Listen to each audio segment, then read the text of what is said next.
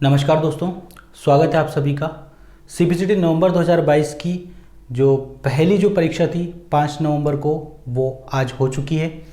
और इस वीडियो में आपको मैं बताऊंगा कि 5 नवंबर यानी कि आज के दिन जो पेपर हुए हैं उनका लेवल कैसा रहा, किस तरीके के क्वेश्चन आए हैं, और 6 और 7 तारीख को जो पेपर होने वाले हैं वो जिन बच्चों के एग्ज़ाम होने वाले हैं उन बच्चों को क्या क्या गलतियाँ नहीं करनी चाहिए, अब उनको आगे किस तरीके से अपनी तैयारी पर ध्यान देना चाहिए। तो सबसे पहले हम लोग पेपर के लेवल की बात कर लेते हैं। तो पेपर का जो लेवल रहा उसको आप कह सकते हैं सामान्य कह सकते हैं, पर सामान्य में आप उसको कहेंगे थोड़ा कठिन, ठीक है।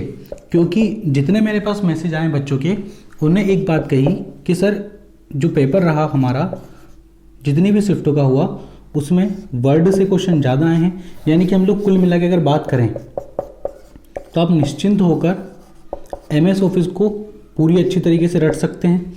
दूसरा जो रहा वो हमारा रहा DBMS डाटाबेस मैनेजमेंट सिस्टम।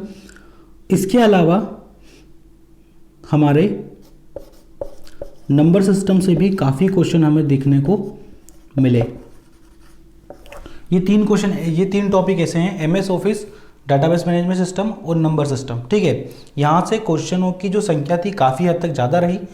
और एक और बात, जिन बच्चों का ये कंप्लीट था उन्हें तो एग्ज़ाम देने में आसानी रही, पर जिनका ये कंप्लीट नहीं था, अगर उनका मैथ अच्छा है, अगर उनकी रीजनिंग अच्छी है, ठीक है, और अगर उन्होंने हिंदी का जो पैराग्राफ आया उसमें अच्छा स्कोर करके यहाँ से अगर वो 15 नंबर तक लेके आ गए, किसी भी तरीके से 15 नंबर तक अगर वो यहाँ से लेके आ गए हैं, तो हमारा जो पेपर था लगभग 17 से 20 नंबर का औसत आसान रहा था, समझ रहे हो। यानी कि इतना जो पेपर था वो हमारा इजी ही था। इसके अलावा जो थोड़ा सा टफ जो रहा पेपर में, लगभग 20 के समथिंग ऐसे क्वेश्चन थे जो कठिन थे। 20 के समथिंग ऐसे क्वेश्चन थे जो कठिन थे। आप उन्हें सामान्य कठिन, हमने जैसे कि यही बात की, यही 20 क्वेश्चन डिसाइड करते हैं कि बच्चे किस संख्या में पास होंगे। अगर इनका जो लेवल है सामान्य आसान यानी कि सामान्य सरल रहता है तो बच्चों की जो पास होने की संख्या है तादाद थोड़ी बढ़ जाती है। अगर इनका लेवल थोड़ा सा कठिन कर दिया जाता है तो बच्चे हमेशा फेल होते हैं। देखो क्या होता है कि ये जो 17 से 20 क्वेश्चन रहते हैं ये सभी बच्चों से बन जाते हैं। इनपुट आउटपुट डिवाइस क्या होते हैं, फुल फॉर्म है ना, सो उसके बाद शॉर्टकट की हमारी हो गई, यहाँ से ये क्वेश्चन आ जाते हैं हमारे, ठीक है। तो ये लगभग सभी बच्चों से बन जाते हैं। ये क्वेश्चन होते हैं कठिन, ये डिसाइड कर देते हैं कि कितने बच्चे किस संख्या में पास होंगे। तो यानी कि और जो 10-12 जो क्वेश्चन हमारे रहते हैं वो ऐसे रहते हैं जो किसी से भी नहीं बनते आसानी से, जिनका लेवल थोड़ा हाई होता है, जो थोड़े सुलझे हुए लोग होते हैं, जिनको डिटेल में पता होता है, इंटरनल नॉलेज होता है, प्रैक्टिकल नॉलेज होता है, वो बच्चे उसमें आसानी से स्कोर कर जाते हैं, ठीक। मोरल ऑफ द डे कहने की बात यहाँ पे ये पूरा एकदम सार कहने का, वीडियो को लंबा ना करते हुए पढ़ाई पर ध्यान दीजिए। सबसे सिंपल सी बात मैं ये कहता हूँ, आपको पक्का करना है अपना MS ऑफिस में आपको एक्सेल पे ध्यान देना है, वर्ड पे ध्यान देना है। देखिए एक्सेल और वर्ड ही हमारे 10 से 12 नंबर स्कोर करवा देगा। कैसे? शॉर्टकट की भी यहीं से प्रकट हो रही हैं, ठीक है, और इंटरनल जो क्वेश्चन है वो भी इन्हीं से आ रहे हैं, प्रैक्टिकल क्वेश्चन भी वो भी इन्हीं से आ रहे हैं। तो एक्सेल और वर्ड को आपको 2 दिन में जिस तरीके से हो जाए, जितने ज़्यादा MCQ हो जाए कर लीजिए। दूसरी बात है, रही बात इन दोनों के अलावा फिर DBS की, DBMS की, डाटाबेस मैनेजमेंट सिस्टम की, तो इन दोनों को भी आपको पढ़ना पड़ेगा क्योंकि 5-7 क्वेश्चन का लगभग लेवल यहाँ से आ रहा है।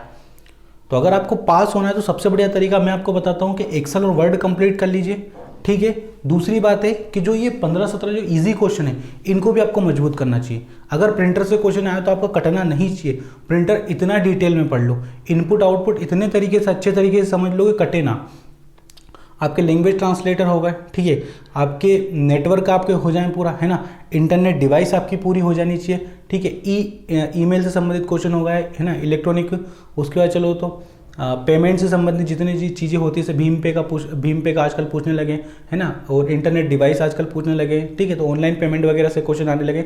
ये सारी चीज़ें आपकी एकदम मजबूत होनी चाहिए, आपका पेपर आसानी से निकल जाएगा। ऐसा नहीं कि बच्चों के पेपर नहीं निकले हैं, पर जो बात की जा रही थी कि 60 नंबर आएंगे, 65 नंबर आएंगे, ऐसा अभी तक मेरे हिसाब से नहीं आया। हमारी कोचिंग का जो आज का हाईएस्ट स्कोर रहा है वो रहा है 47। झूठ ना बोलते हुए हमारे यहाँ जो हाईएस्ट स्कोर रहा है 47 रहा है, ठीक है। और मैं आपको ये बताऊंगा कितने बच्चे पास हुए, हाईएस्ट स्कोर क्या रहा है, पर वो पता चलेगा 7 तारीख के दिन शाम को, पूरा जितने भी तीनों दिनों के पेपर होने के बाद। आज का बता रहा हूँ, सिर्फ आज का स्कोर रहा है 47 हाईएस्ट रहा है, ठीक है। बच्चे पास हुए हैं, ऐसा नहीं कि सभी फेल हो गए, बच्चे पास हुए हैं, पर उन्होंने जो बताया मुझे कि सर इस तरीके से आ रहा है, वो मैंने आपके साथ शेयर किया। तो अब आपकी जो रणनीति है पढ़ाई करने की, थोड़ी सी आपको चेंज करनी पड़ेगी। और ये कोई चेंज करने वाली बात नहीं, हमेशा से कहते रहे हैं कि एक्सेल और वर्ड का जो वेटेज है हमेशा से ज़्यादा रहा है, ठीक है। तो एक्सेल और वर्ड को आपको मजबूत करना पड़ेगा, कहीं से भी मजबूत करो, मजबूत करना पड़ेगा। हमारी जो एमसीक्यू की सीरीज़ है आप वो कर सकते हो। दूसरी बात है, आप मॉक टेस्ट हमसे ले सकते हो, मॉक टेस्ट आप परचेस कर सकते हो, वहाँ से आपके इंटरनल क्वेश्चन भी आपके पक्के हो जाएंगे, ठीक है। जितने ज़्यादा आप एमसीक्यू करोगे, जितने ज़्यादा प्रैक्टिकल करोगे वर्ड, उतना ज़्यादा आपका मजबूत होता जाएगा। तो आज के वीडियो में इतना ही। अच्छे से पढ़ाई करिए, सुरक्षित रहिए, अपना ध्यान रखिए। जय हिंद, वंदे मातरम।